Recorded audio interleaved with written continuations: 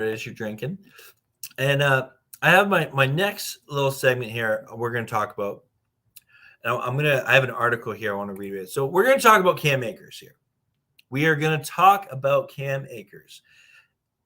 So quick summary.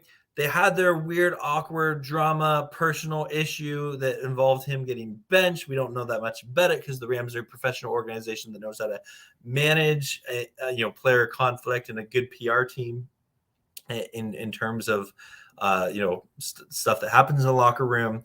But then there seemed to be this disconnect that, like, okay, the Rams are actively shopping him. He's going to be traded. And if he's not getting traded, then they're going to cut him. And I was at a point where, like, if the Rams don't trade him, he's going to get cut on Tuesday. Like, and I thought he was going to get cut, but then he didn't. And let's read this article here from the Rams Wire because it does help provide a little bit of context here. Interesting thing. So Rams Wire, our main man Cameron DeSilva, coming in hot with a great. So Rams decline multiple offers for Cam Akers, want him to play for them again. So I read that and I was like, okay. He said the Rams attempted to trade Cam Akers for 2 weeks, but were unable to make a deal before Tuesday's deadline.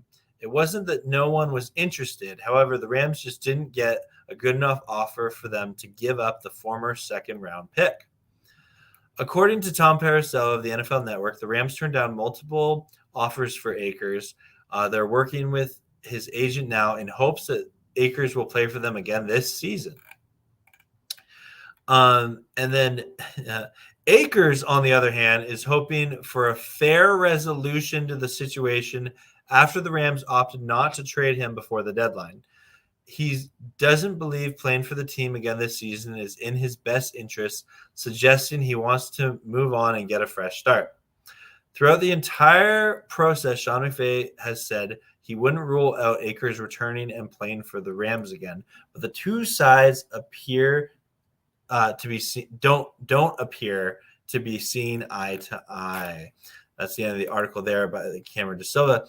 And yeah, so again, a bit of a head scratcher, where it seemed like Cam Akers was, for sure at least getting cut, but the Rams decided, no, like, we're not cutting you. We believe we can work this out. We can reconcile. And I'm a big believer in forgiveness and, reconciliation, but I don't know if it's going to happen there. From what I've seen of Cam Akers, he's kind of an emotional guy, from what he posts on Twitter. And yeah, I don't know if Cam wants to play for the Rams again, because of whatever it is that happened as a personal issue. But one other article that happened with Sean McVay and company here is also on the Rams wire. It says Sean McVay, and this is in his press conference today, is very encouraged by talks with Cam Akers. Running back could practice this week.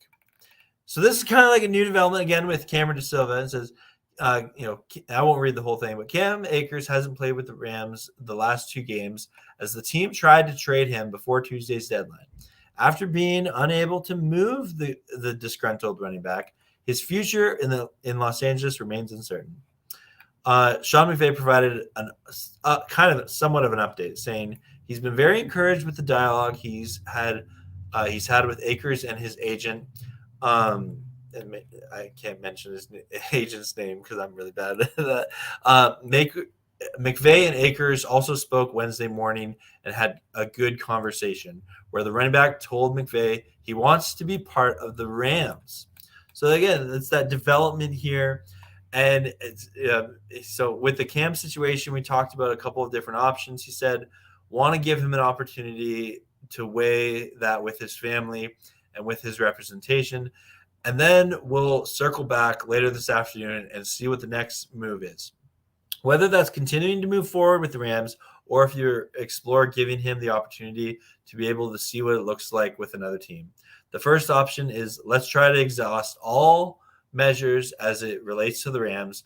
And if we're all kind of in alignment with what we think is the best way to move forward, we'd like to be able to do that. If not, then out of respect for both parties, we'll then we'll make that decision afterwards.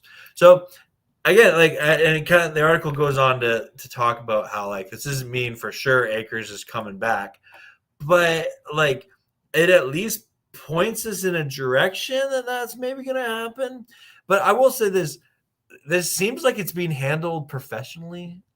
We don't see Cam Akers bashing the Rams on social media.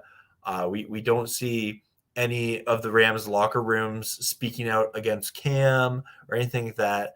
And so I'm hoping that's a positive development. Now then the question is, like, Cam Akers really wasn't playing that well. And so like you can make the argument that like him getting benched was kind of warranted. And I feel like a lot of Ram fans would be okay if Cam Akers never took a snap for the Rams again. But again, if this is what the coaching staff and the front office of the Rams feel is best for the Rams, I hope it works. Right? And so anyway, that's all I have to say about the Cam Akers situation. Clearly there seems to be some sort of opportunity for reconciliation. Hopefully it works out in terms of like a professional manner. But then the question is, if Cam is back, what does that look like, right? Like, are we going to get Cam who just kind of struggled to run into his own lineman, or he, when there was a hole there, he struggled to find it? I don't know. Let me know in the comments below what you think. I personally, like, from like the human side of it, I'm excited about, there might be some reconciliation and no bad blood, but from the football side of it, I'd kind of be okay if we like didn't use Cam Akers. I mean, we're already the worst run game in the NFL, as we said in a previous segment. So anyway, that's my take. Let me know yours.